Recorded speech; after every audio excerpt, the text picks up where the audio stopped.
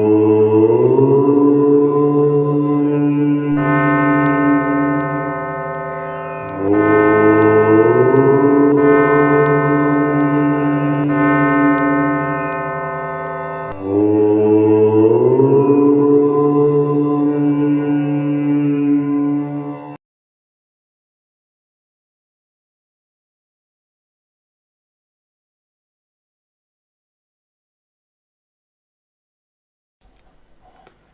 have revealed about the evolution of Vinayaka worship in part 1 and 2 of this video set.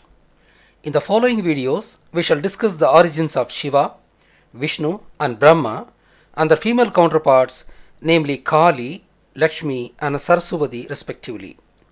You would be surprised to know that these deities, who are understood to be of Hinduism, are actually the deities of Asivagam origin.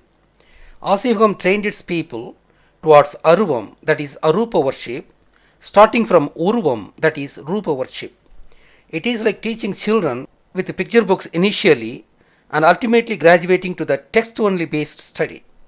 The whole structure is delightfully designed, as is expected of a contribution from Arivar, the wisdom people of Asivagam, who are otherwise called Siddhas. We have already introduced the color concept of Asivagam, with black being the first stage, and white the enlightened stage, and the transparency the final nirvana stage. Between black and white, there are 4 stages of evolution of wisdom of Asivaga students, marked by colors blue, green, red, and golden yellow in the ascending order. In Tamil, the word Ayyanar means respectful or worshipable person. Almost every ancient village in Tamil Nadu would boast of temples of Ayyanars at the outskirts of the village. In contrast to the other temples in the villages, these Ayyanar temples would have frightening atmosphere, replicating a jungle-like appearance with lots of dense trees, and are situated at the outskirts of the villages. The jungle-like appearance is suggestive of Asivaga Siddhas who lived in forests and mountains. Ayyanars are Asivaga Siddhas themselves. Since Ayyanars were protecting the common men with their arts like martial arts, medicine, psychotherapy, astrology, etc., these temples are usually called Kaval Deivam, which means protective deities of the village. This is probably the reason some of the Ayyanars are having weapons in their hands. In Ayyanar temples, normally one would see 7 images sitting in a line painted with one color each of the colors of Asivagam. These are normally called Muni, which literally means Munaivar. Meaning of the word Munaivar is determined knowledge seeker, otherwise called scientist. Knowledge seeking is a strenuous and long enduring process, and hence it has grades or standards just like the schools of today. The grade of the knowledge level is shown by their color. The size difference of the statues also indicative of their wisdom level. These 7 Munis are called Yelu Muni in Tamil or Saptarishi in Sanskrit. Apart from these 7 symbolic images, human Ayyanas who attained nirvana are also represented by statues in these temples.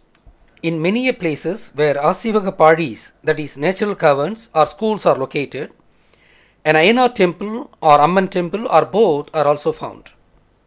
We are showing one such an example at Dusi Mamandur.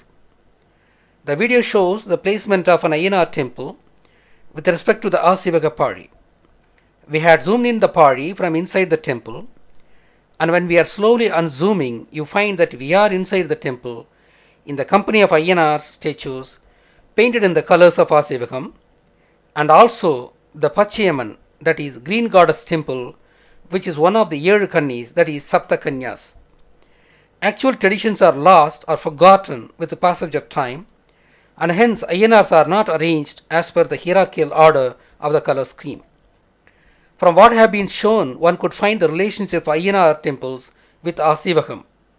Another proof that Ayyanar temples are of Asivagam representation is established by the fact that one would always find elephant statues in these temples, which are the primary symbols of Asivagam. Along with Yelu Muni, that is Saptarishis, Yelu Kanni, that is Saptakanya statues are also found in the Ayyanar temples. The word Sapta evolved from Tamil word Sattu, meaning close, and we shall deal with the etymology separately later, considering the scope of this video. One might ask, what has number 7 to do with Munis or Kanyas, thus calling the Munis as Yezhu Muni and Kanyis as Yezhu Kanni. The Asivaka Siddhas divided human life as 7 equal parts based on the wisdom levels, starting from the womb of the mother to the fully grown man of highest wisdom, followed by Nirvana stage. Of these 7 stages, each stage is represented by 1 Muni for males and 1 Kanni for females. As for Siddhas, these images again represent 7 stages of knowledge levels which are scaled up compared to that of common man. Moreover, the 7th stage, the Nirvana stage, is not reached by the common man, and hence common man has 6 births only and the Siddhas has 7 births, as each stage is called 1 birth. This is the meaning of Saptarishis and Saptakanyas. Hence, these 7 knowledge levels are distinguished either by the color of the image or the size of the image or both. Just to have a look at the Yezhu Kanni temple found near Alambadi village of Viluppuram district. This Yezhu Kanni temple is found within 1 kilometer from a Siddhar Padi of the prehistoric period. Here you see the 7 Kannis are graded by the heights of their images. As this place is a very ancient place, it seems to have retained the original concept. Since Asivakam was completely destroyed, just like Buddhism, by the Indo-Arya Manuvadis, many of the traditional customs are lost. However, since all evidences could not be destroyed, these are manifesting in various places as parts of the whole picture. The wisdom grading of Yezhu Kannis with height found at such an ancient place called Alambadi is one such rare evidence. While searching the web, we accidentally located one more Saptakanni temple, seemed to be located at a place called Kirakollai, where the wisdom levels are shown graded by heights.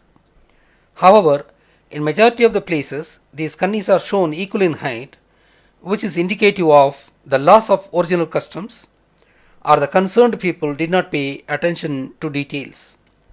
These Yezhu Kannis are holding a lotus bud each, which indicates that these deities are of Asivakam origin.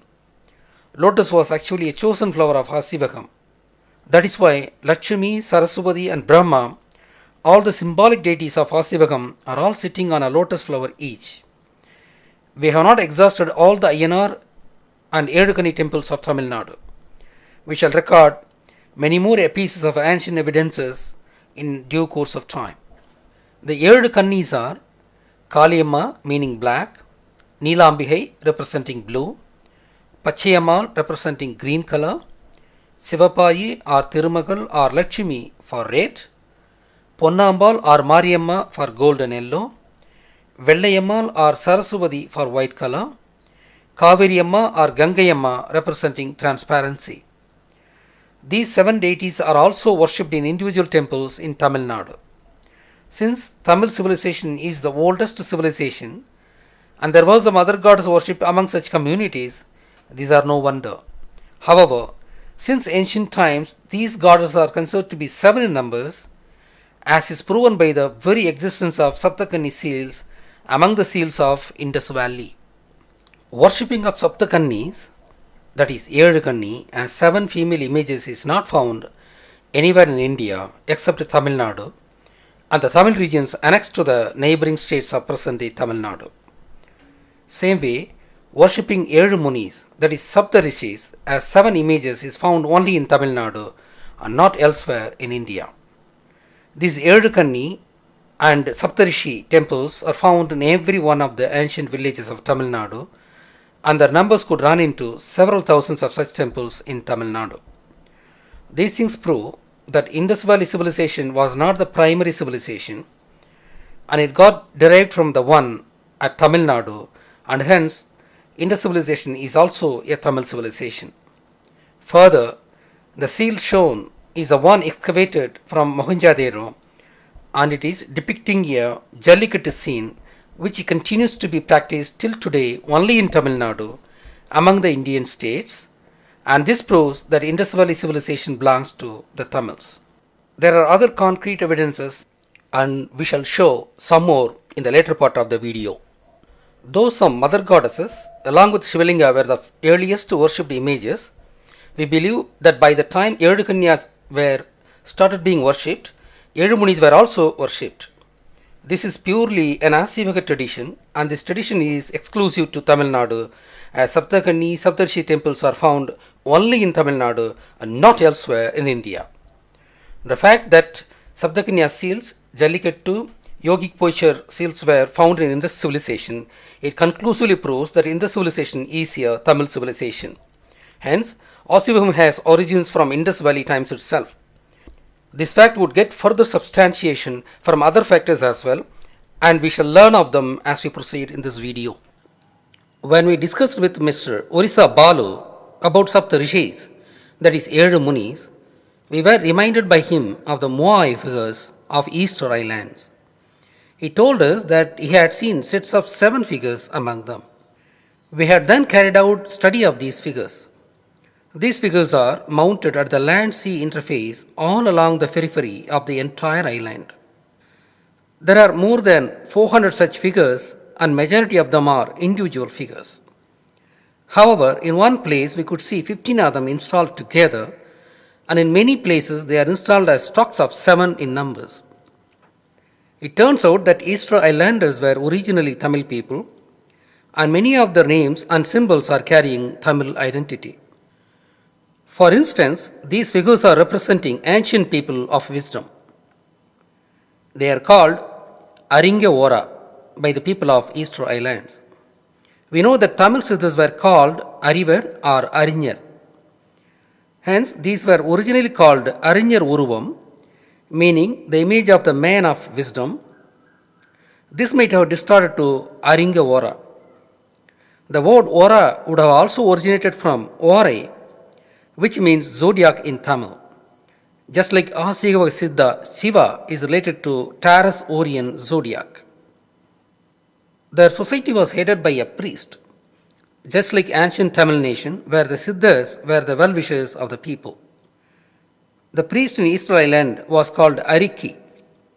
This might have come from Arivar of Asivaka tradition. These human figures are called Moai figures. Most of them are installed very near to the sea facing the land, all along the periphery of the island. Let us now consider as to how the name Moai originates. In Tamil nation, the sea to land or land to sea entry points are called Muhavai. Muham in Tamil means face. Vai, which actually means mouth, means entry point in this context. Just like mouth is the entry point of the human face, Muhavai means entry point facing the sea or entry point facing the land, as it can be called either way. Hence, these figures installed at Muhavai places are called Muhavai figures. Muhavai figures deformed to Moai figures. Muhavai, Mohavai, Moai. Muhavai, Mohavai, Moai. For instance, the place where rivers meet the sea in Tamil nation are called Muhavai, which is the name used even today in Tamil nation. The platform on which these figures are mounted are called Ahu, which was a deformed Tamil word called Aham. Aham means place in Tamil. Hence, Aham, the place, the platform where Muhavai figures were mounted, deformed to Ahu. Majority of names of these figures were deformed words of Tamil origin. For instance, one of the figures is called Vai Mata, which means entry point goddess in Tamil. Mata means great mother in Tamil. Ma plus Thai, Matai, Mata. Likewise, many of the names of these figures were Tamil names. We have to do further research on Easter Islands and its relation to Tamils. The set of 7 Moai figures speaks volumes on its relation to Tamil land. Worshipping of 7 images are seen in many cultures in the world, and it had all evolved from the original Tamil philosophy. We have to embark on a detailed study regarding these traits globally. The Indo-Arya Manuvadis, the destroyers of Asivakam, named the Sapta Rishis out of actual sages or imaginary personalities. There is no one set of names, and the fact that there are so many names obtained from different sources means that the original Tamil ideas were misunderstood inadvertently or deliberately. The same is true in the case of Saptakanyas. Sapdarshis are told to have been created by Brahma to help in the act of creation as per the concept of Hinduism. Saptakanyas are told to have been created by Parvati to destroy some asura. Brahma created Saptarshis for some reason, and Parvati created Saptakanyas for some other reason. But why both of them created the same 7 in numbers? This proves that Manuvadi version of the story is bogus, which is obvious even otherwise, as it is only Shiva, not Brahma, who is actually the creator. On the other hand, as per Asivakam, the 7 Munis and 7 Kannis represent simply the 7 stages of the life of males and females respectively, each stage representing the natural psychological temperament, wisdom level, and the philosophical outlook of the general individual. We have already stated that 7, one of the sacred numbers of Tamils, is obtained from the 7 celestial objects, 5 of which are planets, which are Mercury, Venus, Mars, Jupiter, and Saturn, along with Sun and Moon. The days of the week are named after these celestial objects, and hence the days of the week are 7. In fact, in many places, these Ezhukanni female deities are called by the Tamil names of these celestial objects, like Thingalpadi, Moon, Budanpadi, Venus, Vellipadi, Mercury, etc., which are also the names of the days of the week in Tamil. The inner planets are represented by Ezhukanyas, the female deities, and the outer planets are represented by Ezhu Munis, the male deities. The sun is represented by Vinayaka, as sun is the source of light and hence a symbol of wisdom. Moreover, the Tamils named these celestial objects based on their attributes. For instance, Saturn is called Kari, meaning black, in Tamil, as it is a dull planet being very far from both sun and the earth. It has got another name in Tamil as Suni, calling it so after the rings of Saturn, which distorted to Sunny in Sanskrit. Jupiter is called Vyaran, Vyal plus Aran, meaning big and distant object. Mars is called Sevvai, meaning red in Tamil. Some researchers feel that Asiva Siddhas as atheist. This is not true. Some of the Siddhas were critical of the idol worship, like Sivavakyar, who was a Siddha of recent period, where Indo-Arya Manuvadis took control of the worship of Asivaka deities, and hence his criticism was directed to them. Siddhas were not averse to the belief on one supreme power. In fact, as we have already stated at the beginning of this video part, the Siddhas suggested gradual evolution of the feeling of God, starting with Rupa worship and finally realizing him in Arupa form. That is what happened to Valalar too. He started to worship Murugan, followed by Kali, and then Sivalingam, and ultimately to the worship of Sodhi, which is light. He started with saffron clothing, and when he came to Sodhi worship, abandoning Rupa worship, he started to wear white cloth. This is reminiscent of Asivaka faith. We do not know whether he was fully aware of Asivakam, though he explained the set colors of Asivakam, that is, black, blue, green, red, golden yellow, and white, as color screens of ignorance in the way of realizing the ultimate truth. As a person's knowledge expands, the color screens of Ajnanam, that is ignorance, would open up one after another, from black to white, after which one would see the real Sodhi, the true light of knowledge. Asivakam distinguished people by 7 colors based on their wisdom level. Female individuals are represented by Ezhukannis and the males by Ezhu Munis. We shall consider Ezhukannis first. For each of the 6 levels of wisdom represented by a color, they had associated a deity, as we had discussed earlier. However, they had identified 3 landmark deities among the 6, the first, middle, and the last. The first is darkness, represented by black. The second and middle level by the red color, indicative of rising sun, and the third is enlightenment compared to the full-blown sun represented by white color. As far as the knowledge level is considered, the first level is marked by lack of wisdom, which is that of the childhood.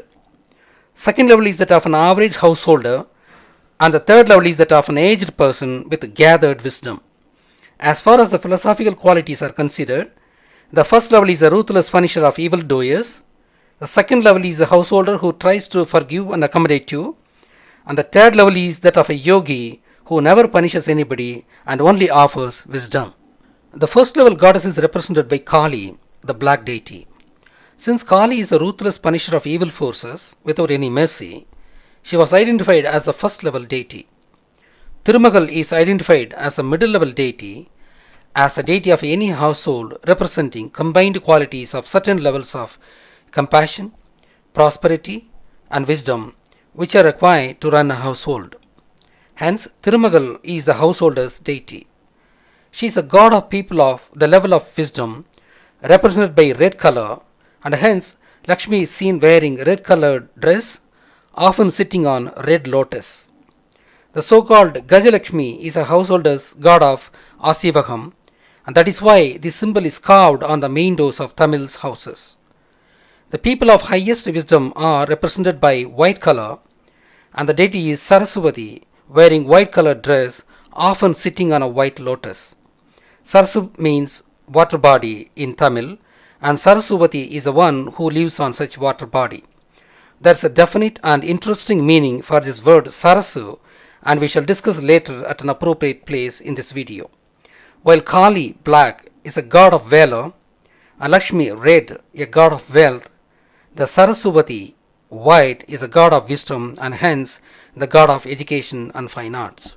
One can realize the truth of our saying by observing the images of gods found at commercial establishments like grocery shops, factories, etc.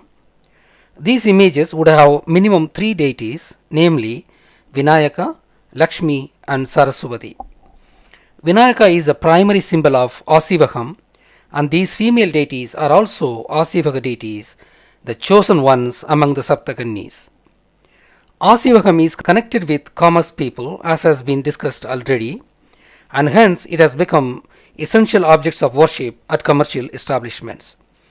They have left out Kali, as she is considered inauspicious god as far as the commercial establishments are considered, as Kali is a ferocious fighter god. There should have been one deity corresponding to the transparent color. This god is an Arupa god, neither male nor female, which symbolizes absolute wisdom and is called Parabrahmam. We shall come back to it when we consider Edumuni gods. Male individuals are also distinguished by colors of wisdom. Here again, three landmark deities are identified. Shiva, the god of creation and hence is related to childhood stage, is placed at the first level corresponding to the black color. That probably could have been the reason that he was made the lord of Saturn, which is called Kari in Tamil, meaning black. Shiva is the first Tirthankarar of Asivagam. He is called Adinathan. You shall see in the picture that Shiva with his crescent moon is shown as an Ayyanar, an Asivaga Siddha. All the Vahanams of Ayyanars are shown in the same place, and you see the bull, which is the Vahanam of Shiva. This temple is situated in a village called Sittarvarai. The very name of the place is named after the mountains where ancient Siddhas lived. To provide one more proof that Shiva was an ancient Siddha is the Ayyanar temple at Pudukkottai. Not only that the Samana traditions show that Adinatha of Samanam is Shiva himself, he is shown as Ayyanar in the above examples. He is known in two forms in Tamil Nadu. One is Sivalingam and the other is Natarasa, meaning king of dance. Sivalingam is symbol of creation of all living beings, while Natarasa the symbol of creation of the entire cosmos. Natarasa is holding fire on one hand and Udukai, the sound instrument, on the other hand. This signifies that the universe was created with fire and sound, which might symbolize Big Bang theory of today. His dance is indicative that everything is moving and changing. His Sadaimudi, that is, hair, is said to represent the Milky Space, our galaxy. In Jewish religion, Shiva is called El Shaddai. El means God in Tamil too, and Shaddai means Sadai in Tamil, meaning plait of hair. Hence, Shiva was an ancient guru. The dancing Shiva form should have been suggested by Adinatha, the first Tirthankarar of Asivakam, who also should have coined the word Shivalingam, and hence he himself is worshipped as Shiva after his parinirvana. Shiva was a worshipper of Shivalingam, which was called by some other name till then, and as he coined the word Shivalingam along with the duality concept, he himself was called Shiva after his parinirvana. People observe fasting on the day of his parinirvana, which is called Shivratri, and devotees remain awake all night chanting Om Namah Shivaya. Namah Shivaya means Nam Shiva Ayam, meaning we belong to Saivite clan. Shiva is also considered as the god of destruction. Red color, which is called Shivam in Tamil, would represent menstrual blood as well as fire. Fire is a destructive agency, and hence Shiva is also called the god of destruction. As I said earlier, that Shivalingam is an object of worship by the mountain people, and there were forest fires in the mountains, created due to friction among the trees because of high winds on the mountains. The fire created unsurmountable survival difficulties, and hence people who were worshipping Shivalingam customarily for enhancing population also worshipped it out of habituation to save them from fire hazards. This way, Shiva should have been worshipped as a god of destruction also. The fire, the destructive power of him, is shown as his third eye. Without creation, there is no destruction, and without destruction, there is no recreation. Everything created gets destroyed and recreated again, and hence symbolizes the law of conservation of mass and energy of the universe. Shiva is the god of creation as well as the god of destruction. By this it means that Brahma is not a god of creation. The fact that Shiva is a god of creation is also inferred from another Tamil name of Shiva, which is Uruthiran. Uru means image or creation, and Thiran means one who is capable of. Hence, Uruthiran means one who is capable of creation. This Tamil name got distorted to Sanskrit as Rudran, and they concocted a different meaning as destroyer to this word. Hence, Brahma shall be the creator as per their cunning design. We shall learn more about Brahma in part 5 of the video set. Shiva embodies a great philosophy called duality concept. Male, female, happiness, sorrow, day, night, creation, destruction, and good, bad. Present-day knowledge of proton, electron, matter, wave, etc. could also be added. Male, female, or proton, electron are of opposite qualities. They have to work together to make a meaningful existence. Otherwise, they would annihilate each other. Duality concept has a lot of significance for our well-being. This concept is said to have been taken to China as Taoism by Bodhisiddha during 1st century BCE. Bodhisiddha was also the inventor of parachute, as we stated earlier, and he demonstrated it to the Chinese. Bodhisiddha worshipped Muruga, who was also an ancient Asivaka Siddha, and Bodhisiddha attained Samadhi at Parani Hills. Parani is one of the abodes of Muruga, which is deliberately called as Padai Veedu instead of its original name Pari Veedu. You shall know the reason in part 6 of this video set. Since Shiva is a god of creation and destruction, he is placed in first level and is identified by the color black. Shiva, being the first Tirthankarar called Adinathan, should have been wandering on the back of a bull, which happens to be his vehicle. He being the first Tirthankarar of Asivakam, he wearing a skin of a tiger might have a meaning too, representing very early days, several thousand years ago. At the time, elephant was yet to be linked to Asivakam. That is why in some Ayana temples, we see both elephant and bull statues.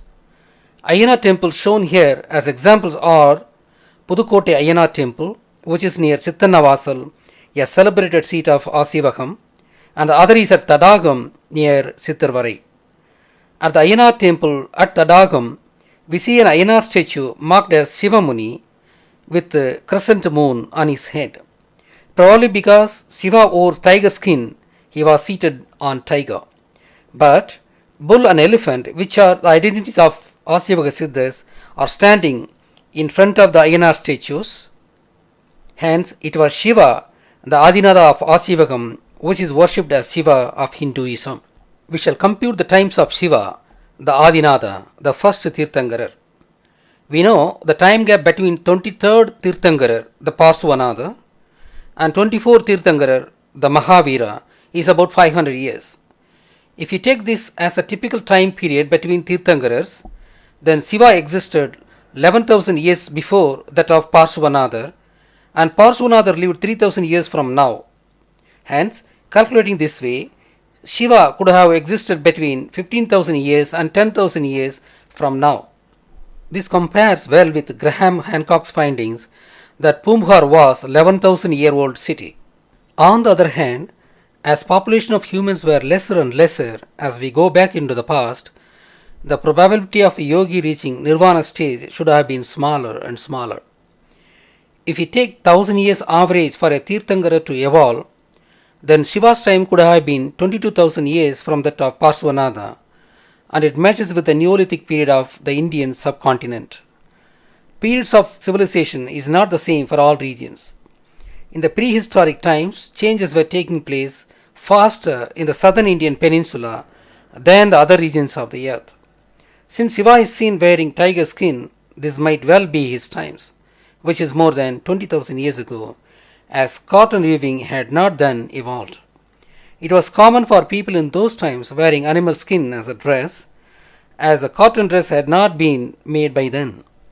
A sound instrument is also an animal skin based instrument and is called Udukai, which is quite consistent. Hence, the images of the gods retain certain facts of the past, and it is all quite consistent. Moreover, Sivaniyam had three major divisions called Kabaliham, Kalamuham, and Pasupatiyam. Of these, Kabaliham is the oldest one. Followers of this sect wore skulls around the neck, and they used the skull as an eating bowl also. They covered their body with white ash. Considering the rudimentary practices of this sect, the time of Shiva could have been around that of Neolithic age. The only thing that does not go with his Neolithic identity is his Trishul. It is made of iron, which defeats the argument that it belonged to the Neolithic age of India. However, if we interpret that Shiva was having a wooden Trishul originally, which is nothing but a branch of a tree, and after discovery of iron, in the later depictions of Shiva, the wooden Trishul was replaced with iron, it might sustain. Shiva was a mountain trotter, and hence the Trishul was helpful in climbing up and down and in self-protection from animals. In a nutshell, Shiva was an Asivaka Siddha who lived more than 10,000 years ago at least is a truth considering the foregoing analysis. There is one more dimension to the fact that Shiva was an ancient saint. The Jews call their philosophy as Kabbalah, and we know that Jesus was called in Jewish language as Isa, which is another name of Shiva. Naming people after God is standard practice in Tamil Nadu. Muslim sacred mosque is Kaaba Mosque. Yoni is an object of worship there, and Isa Nabi was their prophet. Nambi in Tamil is a leader, and hence Nabi is a distorted form of Nambi of Tamil. Very importantly, Muslims also worship crescent moon. Compare these things with the Kabalishwara temple in Chennai, in Tamil Nadu, which is Shiva temple. Crescent moon is found normally on Shiva's head, representing milky space. These things prove that so-called Semitic people migrated away from Tamil land after the times of Shiva, the Adinada. When they left Tamil land, they carried their heritage with them, which is reflected in those people's respective new religions. This proves that Shiva lived very, very long ago. This Shiva seems to have taught his philosophy to four of his students sitting under a Kallala tree. Kallala, Kal plus Ala. Kal means stone, Ala means banyan tree. Kallala tree, which looks like a cross between peepal tree and banyan tree, is found in the hills of Tamil Nadu. Shiva is called Alamar Chelvan as he taught philosophy sitting under Kallala tree. Al plus Amar plus Chelvan. Alamar Chelvan. Alamar Chelvan means the treasurer of our knowledge sitting under the Kallala tree.